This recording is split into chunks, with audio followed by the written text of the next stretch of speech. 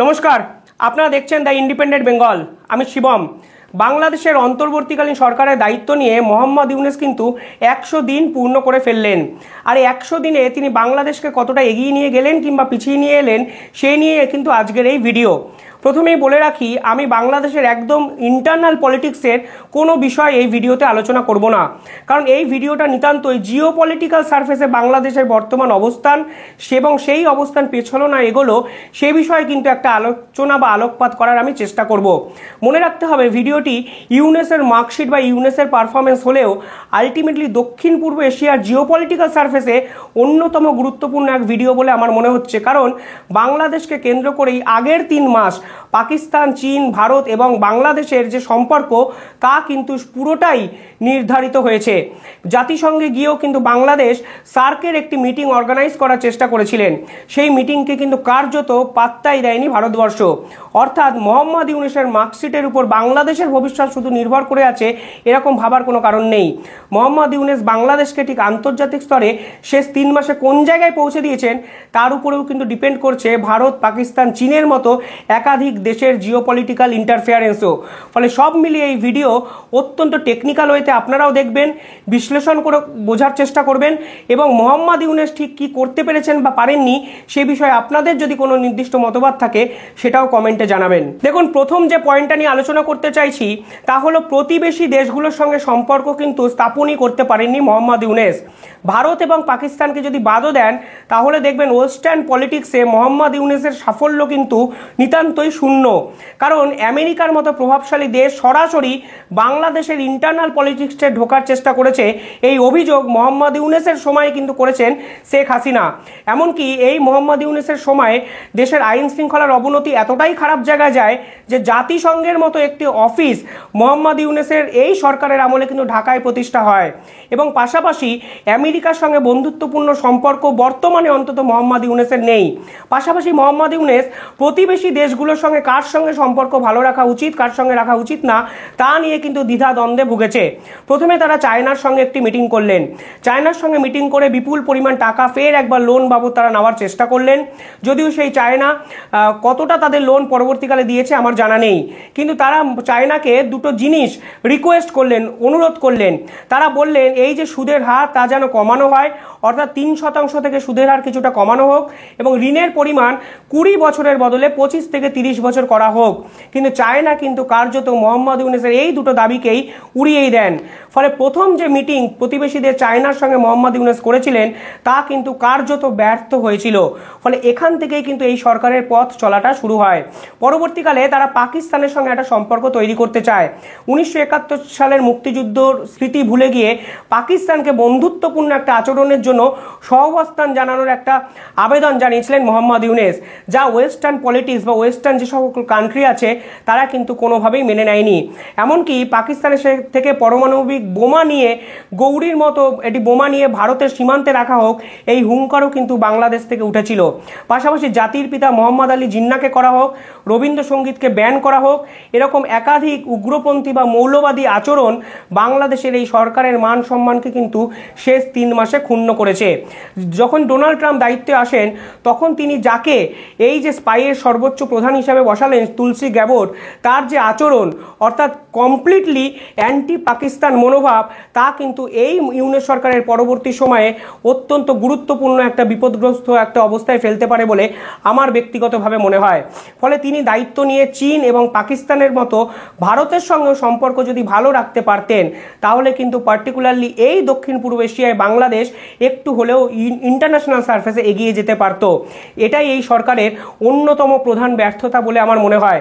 তারা পরবর্তীকালে ঠিক করেন পাকিস্তানের থেকে বিপুল পরিমাণে অস্ত্র কিনবেন এবং ইউএনএ মানে জাতিসংঘে যে মিটিং তারা করেছিলেন পাকিস্তানের সঙ্গে সেখানে তাকে 2 দেশ চুক্তি করেছিল যে একে অপরের ইকোনমিক্যাল স্ট্রাকচার ডেভেলপমেন্ট করার জন্য সহায়তা করবে।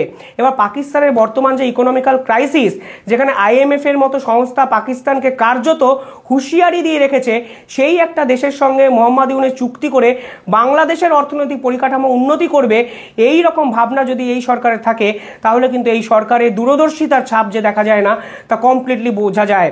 IMF কিন্তু পাকিস্তানকে হুঁশিয়ারি দিয়ে বলেছিল ব্যয় ভার কমাতে, অর্থাৎ তারা তারপরে যাদের সরকারি যে আধিকারিক কর্মচারী ছিল সেখান থেকে প্রায় 1.5 লক্ষ চাকরি প্রার্থীকে মানে কর্মচারীকে ছাঁটাই করে। এই 1.5 লক্ষ কর্মচারীকে ছাঁটাই করার পর তারা ব্যয়ভার একটুটা কমায় এবং বিভিন্ন ইনফ্রাস্ট্রাকচার গ্রোথে কিন্তু ইনভেস্ট করার দিকে যায়। ফলে IMF এর কড়া হুঁশিয়ারি থাকা একটা দেশের সঙ্গে বাংলাদেশ সরকার বন্ধুত্ব রক্ষা করেছে এবং বাংলাদেশ সরকার আলটিমেটলি পাকিস্তানের সঙ্গে সহাবস্থান করে ইকোনমিক্যাল ডেভেলপমেন্ট করতে পারবে, এই ভাবনাটাই কিন্তু মোহাম্মদ ইউনূসের অন্যতম বড় ভুল। আর এরপরে দেখুন এই পাকিস্তানের সঙ্গে বন্ধুত্ব রাখার জন্য তাদের পাশ থেকে কিন্তু একাধিক প্রভাবশালী দেশ দূরে সরতে শুরু করেছে। পশ্চিমের কোনো দেশই কিন্তু আজকে বাংলাদেশের সঙ্গে নেই, সেটা আমেরিকা বলুন, UK বলুন এবং বিশ্বের যারা প্রভাবশালী দেশ তারা কিন্তু কোনো অবস্থাতেই বাংলাদেশকে আর ভরসা করার জায়গাতেই থাকছে না। মন্দের ভালো ভারত এবং চায়না যারা দক্ষিণ পূর্ব এশিয়ায় বরাবর মানে বাংলাদেশকে সাহায্য করেছে, তারাও কিন্তু বাংলাদেশের এখন যে প্রকৃত বন্ধু তা কিন্তু মোহাম্মদ ইউনূস কিছুতেই বুঝতে পারবেন না বা বলতেও পারবেন না। ফলে সব মিলিয়ে ইন্টারন্যাশনাল যে পলিটিক্স, এই জিওপলিটিক্যাল সারফেসে কোনো দেশই আজকে কিন্তু বাংলাদেশের পাশে দাঁড়িয়ে নেই। ফলে শেষ 100 দিনে কিন্তু পার্টিকুলারলি এই বিষয়টায় বাংলাদেশ অনেকটা পিছিয়ে গেল, যা শেখ হাসিনা কিন্তু খুব বুদ্ধিমত্তার সঙ্গে মেনটেন করতেন বলে আমার মনে হয়েছে।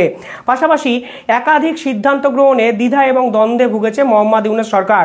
কখনো রাষ্ট্রপতির অপসারণ চেয়েছে এই সরকারের সঙ্গে যুক্ত ব্যক্তিরাই, কখনো আবার মোহাম্মদ ইউনূস বলেছেন যে রাষ্ট্রপতির অপসারণ এই মুহূর্তে হয়তো প্রয়োজন নেই, সমন্বয়করা চাইছে, উপদেষ্টারা চাইছে।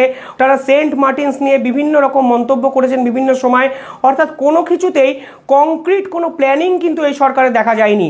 তারা মুখে যে কথাগুলো বলেছেন, যেমন অর্থনৈতিক স্ট্রাকচার করবেন, যারা ছাত্রছাত্রীদের চাকরি দেবেন, সমাজের যে জিনিসপত্রের দাম সেগুলো কমাবেন, কিন্তু কিভাবে কমাবেন, কিভাবে ব্যাংক দেউলিয়া রোধ করবেন, কিভাবে এই প্রত্যেকটা বিষয়ে সুনির্দিষ্ট দিক নির্দেশ করবেন, সেই সংক্রান্ত কোনো ব্যাখ্যাই কিন্তু এই সরকার দিতে পারেনি। ফলে সেকেন্ড যে পয়েন্ট আপনারা যদি দেখেন তাহলে দেখবেন 100 দিনে বাংলাদেশ সরকার এবং সমন্বয়ক উপদেষ্টাদের মধ্যে একাধিক বিষয় জটিলতা তৈরি হয়েছে। ফলে সব মিলিয়ে সরকারের যে টালমাটাল অবস্থা তা কিন্তু 100 দিনে বাংলাদেশকে অনেকটা পিছিয়ে নিয়ে দিয়ে গেছে। 3 নম্বর যদি পয়েন্ট আপনি দেখেন তাহলে দেখবেন আইন প্রশাসনের অবনতি। IMF কিছুদিন আগে বাংলাদেশকে একটা হুঁশিয়ারি দিয়েছিলেন। তারা বলেছিলেন বাংলাদেশের যদি আইন প্রশাসনের উন্নতি না হয় তাহলে ব্যবসা বাণিজ্য হবে না, ইন্টারনাল ট্রেড এবং এক্সটার্নাল ট্রেড দুটোই একসঙ্গে করতে হবে। কিন্তু আইন প্রশাসনের জন্য মোহাম্মদ ইউনূস সেনাবাহিনীর উপর ভরসা করলেন, সেই সেনাবাহিনী আদতে সম্পূর্ণভাবে ব্যর্থ হলেন।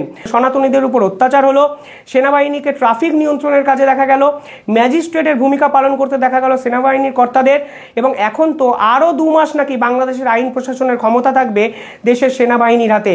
শুধু সেনাবাহিনী নয়, BGP কিংবা কোস্টাল গার্ডেরও কিন্তু এই আইন প্রশাসন নিয়ন্ত্রণে কিন্তু একটা গুরুত্বপূর্ণ ভূমিকা থাকবে। এবং মোহাম্মদ ইউনূস কিন্তু সুপরিকল্পিতভাবে জেল থেকে এমন কিছু ব্যক্তিদের ছেড়ে দিয়েছেন যারা সরাসরি এই ধরনের ঘৃণ্য কাজের সঙ্গে অতীতে যুক্ত ছিলেন।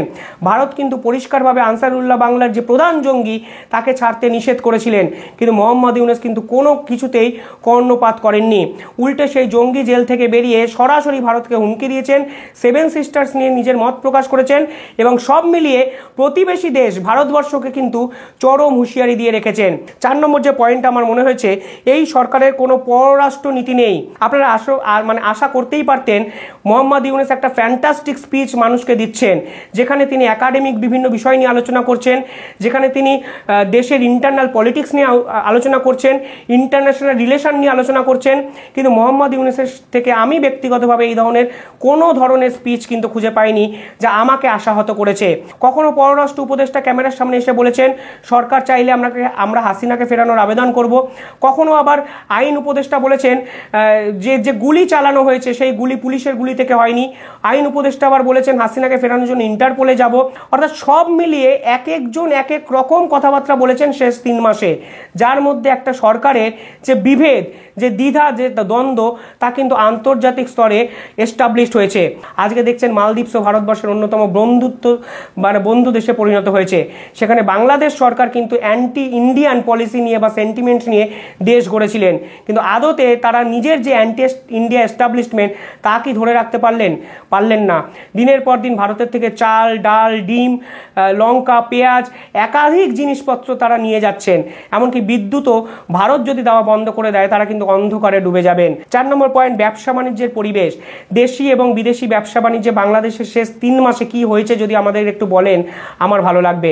মানে মোহাম্মদ ইউনূসকে যখনই এই প্রশ্ন করা হয়েছে তখনই তিনি বলেছেন আর্থিক অবস্থা শক্তিশালী করব, কিন্তু কোন পথে শক্তিশালী করবেন, কিভাবে ব্যাংকগুলো দেউলিয়াকরণ আপনি কাটাবেন, কিভাবে দেশের বস্ত্রশিল্পকে ফিরিয়ে আনবেন, কেন আপনাদের দেশ থেকে 1000 কোটি টাকার অর্ডার ভারতের মতো একটা দেশে চলে এলো, কেন বস্ত্রশিল্পীদের জন্য আপনি একটা দিনের জন্য মিটিংয়ে বসলেন না, আপনাদের অর্থনৈতিক স্বাবলম্বিতা যে ব্যবসার উপর দাঁড়িয়ে, যে শিল্পের উপর দাঁড়িয়ে, সেই বস্ত্রশিল্পকে আপনি কার্যত কিন্তু দিনের পর দিন লাথি মেরে আজকে বস্ত্রশিল্পটাকে বাংলাদেশ থেকে তুলে দিচ্ছেন।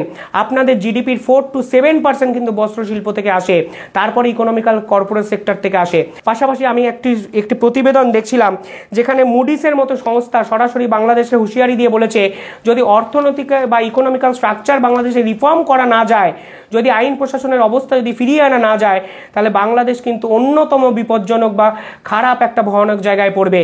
অর্থাৎ সব মিলিয়ে প্রত্যেকটা সেক্টর যদি আপনি আলোচনা করেন তাহলে দেখতে পাবেন এই 100 দিনে বাংলাদেশের চূড়ান্ত অবনতি।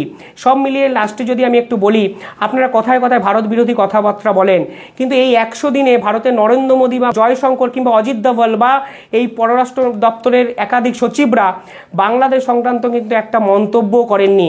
অথচ আপনারা যদি সম্মিলিতভাবে ভারতকে নিয়ে যতগুলো মন্তব্য করেছেন তার সংখ্যাটা যদি হিসাব করেন দেখবেন ভারতের প্রায় 1000 গুণ মন্তব্য কিন্তু আপনারা করেছেন। অর্থাৎ ভারতবর্ষ আইন শৃঙ্খলার অবস্থা নিয়ে হুঁশিয়ারি দিয়ে আন্তর্জাতিক স্তরে আপনাদের কিন্তু যে প্রকাশ, যে আপনাদের যে চরিত্র তা কিন্তু প্রকাশ করে দিয়েছে।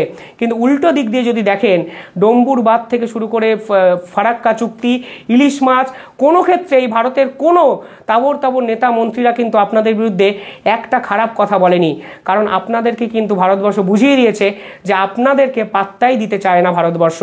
উল্টে শেখ হাসিনাকে ভারতবর্ষে অতিথি আপ্যায়ন করে আপনাদের সরকারের উপর দিনের পর দিন চাপ সৃষ্টি করে গেছে। আপনারা শুধু হাসিনা ফোবিয়াতে নয়, 100 দিন কিন্তু পুরো মাত্রায় ভারতের ফোবিয়াতেও ভুগে গেলেন।